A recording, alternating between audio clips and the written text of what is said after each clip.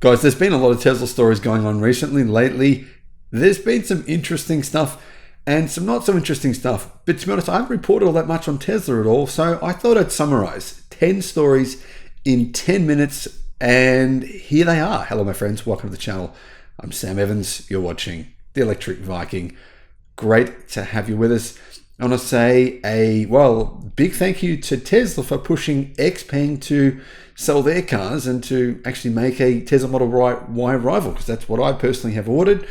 And I actually am going to take delivery in less than 2 weeks. So can't wait, guys. There'll be a road trip coming. If you want to place an order, I'll put a link in the description. By the way, I do not make anything from just encouraging you to do that, because I just do it because I think it's a great car. And I guess it's sort of like, I've got one. Hey, maybe you guys should consider it. 10 stories, 10 minutes. Let's get right to it. Tesla Model 3 has been, seen significant increased demand in China.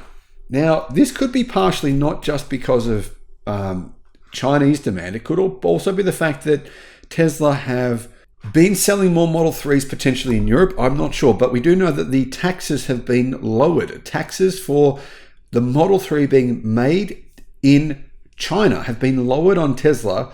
They were originally 20% plus the existing 10% in place for all imported cars, meaning, the tax on Model 3s was huge, 30%. That's been lowered to 9% after the EU did a deep dive into Tesla, seeing if they were getting any subsidies from the government. They were not. They lowered it to 9%. They now have lowered it to 7.8%. So they've lowered it for the third time in a row.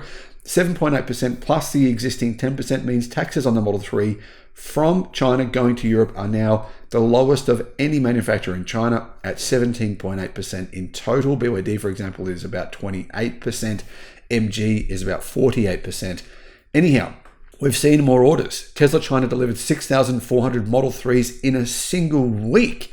The Chinese are noticing the Model 3 is the most leading vehicle in the industry, claims Tesla Chan. I don't know if I'd agree with that. In fact, it's good. I think it's got some pros, some cons. Anyhow, moving on. Tesla's domestic sales in China surged in August. And I reported on this, guys. The sales in August for Tesla were pretty remarkable. They reported 23,241 vehicles delivered in August.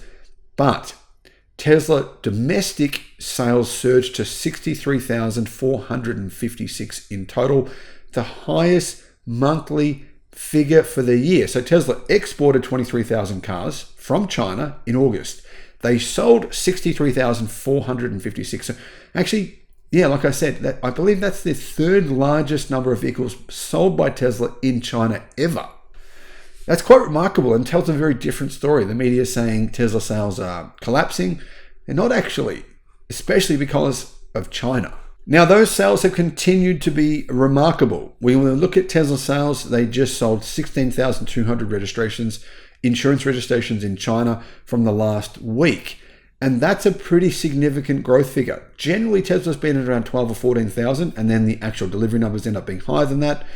But that's actually one of the highest weeks. So based on the numbers we've seen over the last week, Tesla's had a remarkable week of sales in China. I'm not really sure what's going on. There are definitely rivals that are a lot more modern when it comes to, say, the Tesla Model Y. But anyhow, they're doing really well, which is fantastic. Tesla has patented an easier way to charge its electric cars. Tesla it's going to add wireless charging, according to a recent patent. Now, the patent for a wireless charger was filed with the World Intellectual Property Organization and published last week. This technology will support Tesla's upcoming robotaxi, but also it will be likely on other Tesla vehicles as well. So you'll be able to charge your Tesla wirelessly.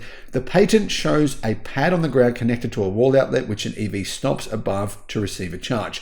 So you'll be able to buy this charger from Tesla to put on the ground in your garage if you want to do so you don't have to plug it in. Now, not a direct story about Tesla, but BYD are going to use Huawei Tech to basically try and compete with Tesla. Obviously, BYD are well aware that Tesla's software advantage is astronomical. It is. It's definitely much better than BYD software. BYD have said that themselves. So don't hate me. I'm repeating what BYD have said themselves. And BYD is saying, you know what, we're going to use Huawei Tech to actually potentially keep, not really necessarily catch up to Tesla, but certainly get close. That's what they claim. Now, Tesla is apparently capable of producing 700,000 Powerwalls every year. Tesla just finished a mega battery in Victoria, in Melbourne, one of the biggest batteries in the world, 444 megapacks. But keep in mind, Tesla's energy division growth has been much higher than their car delivery growth. In fact, it's been astronomical. We're looking at growth that's like, I don't think we've ever seen this kind of growth from Tesla's energy division. So 700,000 Powerwalls a year is insane. Tesla announced it actually has installed so far 500,000 Powerwalls, but they can produce now 700,000 Powerwalls in a single year. Tesla may lower the price a little bit in order to get enough demand to sell that many a year. We don't really know at this point in time. But Tesla is now also selling the Powerwall 3 here in Australia, which uses lithium iron phosphate cells from CATL, which should last around twice as long as Tesla's previous generation Powerwall would. Tesla has launched Autopark for the Cybertruck. So what is Autopark? Well, Tesla Cybertruck will equip the complete autopilot and full self-driving suites to the Cybertruck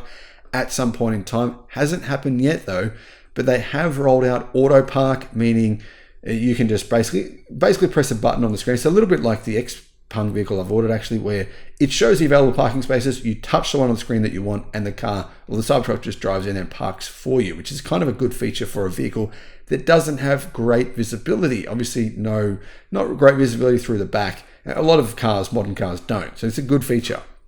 Now, Elon Musk has debunked a Wall Street Journal report about Tesla licensing AI from xAI. Obviously, Elon Musk owns the AI company xAI. The Wall Street Journal made up a report saying that Tesla is going to license Elon Musk technology, kind of saying, Elon Musk is kind of screwing over Tesla, and Tesla will simply license xAI's technology, and that's another way that Elon Musk will make more money.